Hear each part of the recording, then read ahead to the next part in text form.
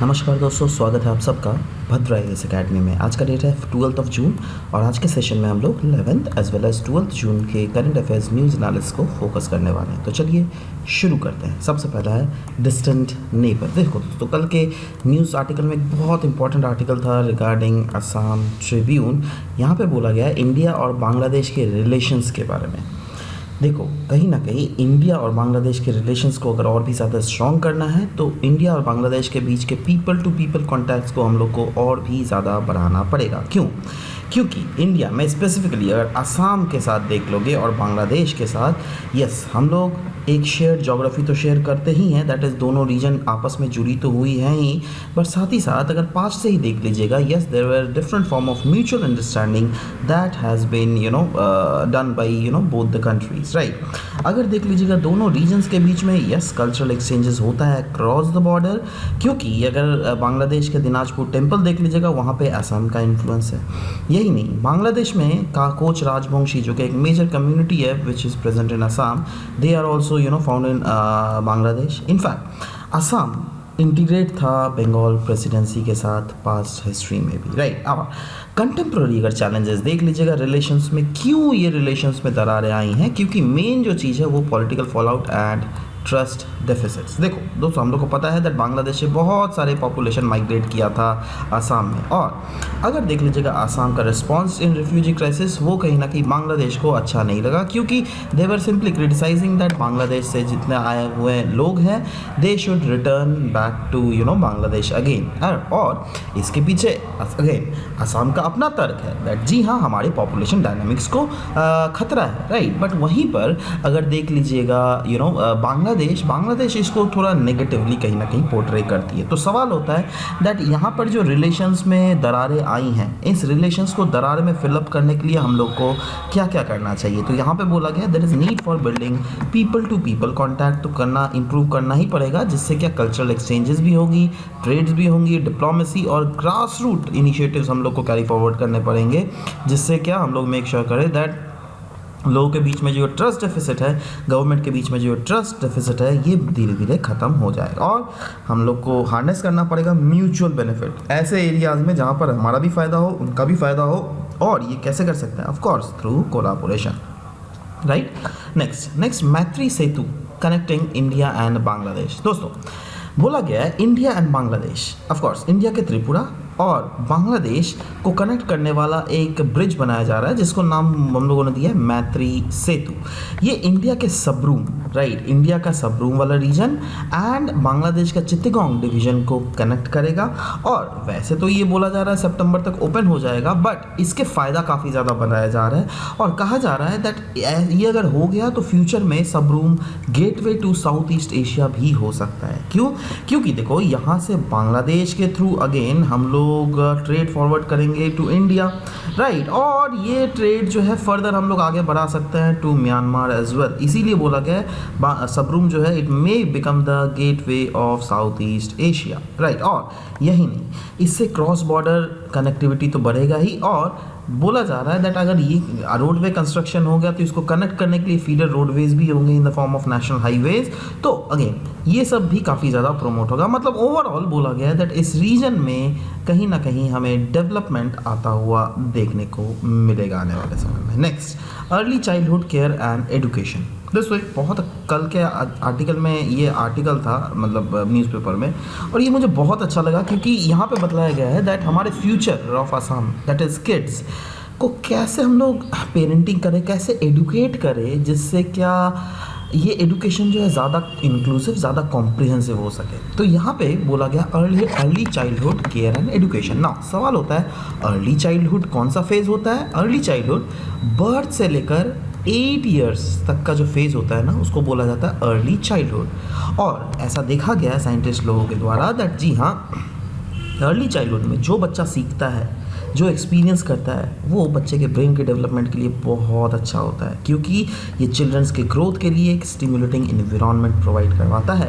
Right. यही नहीं, ऐसे बहुत सारे को करिकुलर एक्टिविटीज़ भी हैं जो कि इसी फेज़ में सिखाया जाता है। तो इससे क्या होता है, बच्चों का होलिस्टिक डेवलपमेंट होता है, क्योंकि बच्चे आर्ट्स जगत के डिफरेंट स्किल सीखते हैं, स्पोर्ट्स जगत के डिफरेंट स्किल सीखते हैं और कल्चरली भी इंगेज करते हैं, right. Now so what are the challenges and inspirations in Assam का हिस्ट्री अगर देख लीजिएगा, देखो चैलेंजेस अगर देख लीजिएगा इन इंटीग्रेटिंग को करिकुलर एक्टिविटीज़, वो क्या है, जैसे limited resources, infrastructural constraints, yes Assam में अगर देख लोगे रिसोर्सेज की ही कमी है, राइट। इंफ्रास्ट्रक्चर वैसे प्रॉपरली बने नहीं हुए हैं जिसके थ्रू को करिकुलर्स को प्रॉपरली बच्चों को सिखाया जा सके। अगर देख लीजिएगा, अगर मैं बात बोलूँ स्केटिंग, राइट, बच्चे लोगों को स्केटिंग भी सीखना चाहिए, बट स्केटिंग बताओ तो असम के कौन कौन से शहर में सिखाया जाता है, गुवाहाटी में तो सिखाया जाता है, यस, राइट। सो बट मैं ये बोल रहा हूँ दैट डिफरेंट स्विमिंग है ना, ये हर जगह तो नहीं सिखाया जाता ना। हाँ, आप अगर आपके सामने अगर लेक है, पुकुरी है, वहाँ पर अगर आप स्विमिंग कर रहे हो, that is different thing all together, right. But मैं बोल रहा हूँ एक फॉर्मल्स तरीके से, right. Next is addressing geographical disparities, अगर देख लीजिएगा, यस जोग्राफिकल डिस्पैरिटीज भी बहुत ज़्यादा है, राइट। इसीलिए बोला गया है दैट आसाम के जो इस जर्नी है एडुकेशन वाले जर्नी में, इसके हमें इनोवेशंस और इनिशिएटिव्स को अलग अलग फोकस करने पड़ेंगे। दैट इज जो हमारे पास लोकल कल्चरल एनवायरनमेंट है एडुकेशन का, उसको एक्सप्लोर करना पड़ेगा, प्रिजर्व करना पड़ेगा कल्चरल हेरिटेज को, कैसे, असमीज आर्ट्स और स्टोरी टेलिंग के थ्रू, राइट। और यही नहीं, पॉलिसी सपोर्ट और स्ट्रैटेजी सपोर्ट भी चाहिए, क्योंकि वैसे तो देख लीजिएगा, अगर रोल देख लीजिएगा नेशनल एजुकेशन पॉलिसी का, नेशनल एजुकेशन पॉलिसी भी बोलती है दैट जी हमारा एजुकेशन सिस्टम फ्लेक्सिबल होगा, हमारा एजुकेशन में जो है हम लोग लर्निंग सेंट्रिक अप्रोच को प्रमोट करेंगे, राइट। मतलब ओवरऑल ब्रिज किया जाएगा स्कूल रेडीनेस गैप को, राइट। बट कहीं ना कहीं इसके थ्रू बोला गया दैट होलिस्टिक डेवलपमेंट को भी एम्फेसाइज किया गया, दैट इज इम्प्लीमेंट किया जाएगा play based and activity based curriculum, achieve किया जाएगा optimal outcome in physical, cognitive and emotional domains, right. So these are the aspect जिसको फोकस किया जाएगा, दैट अलग अलग जब तक अरीनाज को आप टच नहीं कीजिएगा तब तक आपका होलिस्टिक डेवलपमेंट बहुत ज़्यादा मुश्किल है, राइट। और इसीलिए बोला गया है दैट अर्ली चाइल्डहुड केयर और एडुकेशन जो है, ये इनिशिएटिव का बहुत ज़्यादा फ़ायदा होने वाला है, क्योंकि इससे एक टेंजिबल इम्पैक्ट हमको देखने को मिलेगा। Tangible impact in the sense across the state, अगर हम लोग अर्ली चाइल्डहुड केयर को हम लोग प्रमोट करें तो इससे बहुत सारे ट्रांसफॉर्मेशनल स्टोरीज जो कि हम लोगों ने पहले भी देखा हुआ है, उन चीज़ों को फिर से एक्सेस करने का मौका मिलेगा। That is there is vision for balanced and enriching early education landscape. ये कहीं ना कहीं हमको विजन दिखलाता है जिससे हम लोग अर्ली एडुकेशन लैंडस्केप को हमारे रीजन में बैलेंस साथ ही साथ इनरिच कर सके। नेक्स्ट आसाम ट्रिब्यून का ये आर्टिकल है आज का, यहाँ पे विकसित भारत एंड एनालिसिस, ये बहुत अच्छा कॉम्प्रिहेंसिव आर्टिकल है, इसलिए मैंने इसको इंक्लूड किया है। विकसित भारत मतलब डेवलप्ड इंडिया, राइट। वैसे तो गवर्नमेंट सोच रही है दैट आने वाले 2047 तक हम लोग जो देश में है डेवलप्ड कंट्री का स्टेटस को घोषित मतलब पा सके, बट और सरकार का एम्बिशियस गोल्स भी है दैट हाँ हम लोग फार्मर्स के इनकम को डबल कर लेंगे, 5 ट्रिलियन इकोनॉमी को अचीव कर लेंगे। चलो 5 ट्रिलियन इकोनॉमी तो अचीव हो जाएगा, राइट। बट उसके साथ जो हमारे देश में पॉपुलेशन बढ़ रहा है, क्या हर पॉपुलेशन को प्रॉपरली सर्व कर सकते हैं हम लोग? क्या जो डिफरेंसेस एग्जिस्ट कर रहे हैं अमीरों और गरीबों के बीच में, क्या उसको गैप किया जा सकता है? जी हाँ, गैप किया जा भी रहा है। अगर आप हमारे देश में, आप लोगों ने इकोनॉमी में टर्म सुना होगा गिनी कोफिशिएंट, राइट। गिनी कोफिशिएंट बतलाता है दैट डिस्पैरिटीज़ कैसे रिड्यूस हो रही है, राइट। तो उसमें तो इंडिया इंप्रूव हो रहा है, तो अनडाउटेडली डिस्पैरिटीज़ तो डिक्रीज हो रहा है, राइट। बट हम लोग को डिफाइन करना पड़ेगा that what is this developed country का कॉन्सेप्ट, है ना। डेवलप्ड कंट्री है क्या? देखो ये जो डेवलप्ड कंट्री है ना, डेवलप्ड कंट्री का कॉन्सेप्ट का डेफिनेशन जो है हमारे देश में कहीं ना कहीं कमी है। दैट इज़ उसका डेफिनेशन का प्रिसाइज डेफिनेशन हमारे पास नहीं है, कोई इंटरनेशनल बेंचमार्क भी इसके पास नहीं है। वैसे तो देख लीजिएगा, वैसे क्राइटेरियाज कैसे हो, क्या क्या होते हैं डेवलप्ड कंट्रीज़ में। अगर आपके पास क्वालिटी ऑफ लाइफ अगर हाई जी रहे हो, डेवलप्ड इकोनॉमी है आपकी, अगर आपके देश में टेक्नोलॉजिकल इंफ्रास्ट्रक्चर काफ़ी ज़्यादा एडवांस्ड है, तो ये सब कुछ ऐसे क्वालिटीज़ है जिससे क्या आप बोल सकते हो दैट कोई भी देश डेवलप्ड है। और ये सब क्राइटेरिया कहाँ पे, किस इंस्टीट्यूशंस के द्वारा निकाला जाता है? IMF, WB that is world bank के द्वारा, यही लोग तो निकालते हैं, राइट। सो सवाल होता है दैट इंडिया का डेवलपमेंट को कौन कौन से ऐसे फैक्टर्स हैं जो क्या इम्पैक्ट कर रहे हैं। देखो सबसे पहला जो फैक्टर है वो इंडिया का लिटरेसी रेट है ना। अनडाउटेडली लिटरेसी रेट इंक्रीज हो रहा है, राइट, है ना। बट अभी भी जेंडर इनइक्वालिटीज़ हम लोग फेस कर रहे हैं। अभी भी अगर हमारे देश में पॉपुलेशन देख लीजिएगा, रफली अराउंड 25% पॉपुलेशन है, तो वो तो इलिटरेट है। पॉवर्टी मैट्रिक्स अगर देख लीजिएगा, इसको रीएक्सेस करने की ज़रूरत है, राइट। क्योंकि इंडिया अगर ट्रांजिशन करना है to a lower middle income country with current benchmark, right, कहीं ना कहीं ये फेल कर जाएगी to reflect the true extent of the poverty in this scenario. क्योंकि देखो हम लोग को क्या है ना, हम लोग अभी एक्चुअली में लोअर मिडिल इनकम कंट्रीज़ है, राइट। सो बेसिकली इसको हमें हायर मिडिल इनकम कंट्री या फिर ऑफ कोर्स रिच कंट्री में आना तो बहुत लेट होगा, राइट। क्योंकि अगर हमारा पर कैपिटा इनकम देख लीजिएगा, मैं इस आर्टिकल में डिस्कस कर रहा था तो कहीं पर देखा था मैंने, हाँ यहाँ पर देखो ग्लोबल कंपैरिजन, इंडिया का पर कैपिटा इनकम कितना है देख रहे हो, $2400, मतलब एक साल में प्रत्येक व्यक्ति ऑन एन एवरेज $2400 कमा रहा है।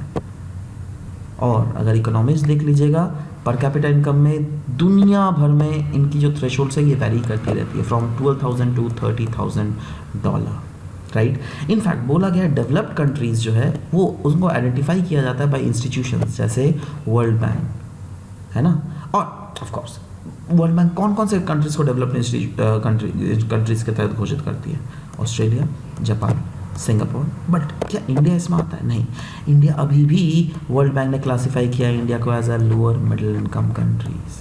तो देखो अब क्या करना पड़ेगा, दैट अगेन अगर हमको पर कैपिटा इनकम को इंक्रीज तो करना ही पड़ेगा, राइट। दैट इज जो डिस्पैरिटीज एग्जिस्ट कर रही थी अमीरों गरीबों के बीच में, उसको रिड्यूस करना पड़ेगा, है ना। और साथ ही साथ मेक श्योर करना पड़ेगा जब यो पर कैपिटा इनकम जो है ये अराउंड 10,000 से तो ऊपर हो, तब हम लोग बोल सकते हैं दैट यस प्रत्येक व्यक्ति हमारे देश में इतना कमा रहा है, राइट। सो सवाल होता है, कुछ कुछ इस आर्टिकल में रिकमेंडेशंस दिए गए हैं जो कि आप अपने क्वेश्चंस आंसर राइटिंग में अगर यूज़ कीजिएगा तो बहुत सहायता देगा आपको। जैसे बोला गया है लोकल गवर्नमेंट को एम्पावर करना पड़ेगा, हम लोग को इन्हांस करना पड़ेगा ह्यूमन रिसोर्स के पॉलिसीज़ को, और क्रिएट करना पड़ेगा क्वालिटी एम्प्लॉयमेंट अपॉर्चुनिटीज़ को, क्योंकि ये चीज़ें एसेंशियल है जिससे कि हमारे देश को आगे बढ़ाया जा सकता है। रिविजिट करना पड़ेगा पब्लिक सब्सिडीज़ को और इंसेंटिवाइज करना पड़ेगा मैन्युफैक्चरिंग को, और साथ ही साथ हमको कोशिश करनी पड़ेगी that ease of doing business जो है इसमें इंप्रूवमेंट लाने की ज़रूरत है, जिससे स्टिमुलेट किया जा सकता है प्राइवेट सेक्टर इन्वेस्टमेंट को। यही नहीं, एड्रेस करना पड़ेगा asset deficit for poor as well as manage करना पड़ेगा वर्कफोर्स, जिससे और ये क्या है दैट अगर हम लोग देख लो वर्कफोर्स ये तो एक की है ना for the equitable growth, right. That poor को डेफिसिट क्यों हो रहा है, उनको अगर ज़्यादा पैसा कमाना हो तो क्या क्या उनको स्किल्स दिया जाए, राइट। ये सब चीज़ें देनी पड़ेगी, मतलब ओवरऑल हमको वर्कफोर्स को मैनेज करने की ज़रूरत है। और साथ ही साथ फाइनली बोला गया that social developmental sector, employment generation, business environment, ये सब सारे अरीनाज कुछ कुछ ऐसे हैं जहाँ पे अगर हम लोग काम करें, दैट इज़ जो भी प्रॉब्लम्स अभी तक एग्जिस्ट कर रहे हैं अगर उनके ऊपर हम लोग काम करें तो yes we can make sure that हम लोग यहाँ पर सस्टेनेबल वे में ग्रोथ ला सकते हैं, right. So this is all about the discussion that we had. मिलते हैं नेक्स्ट सेशन में, till then bye bye, take care.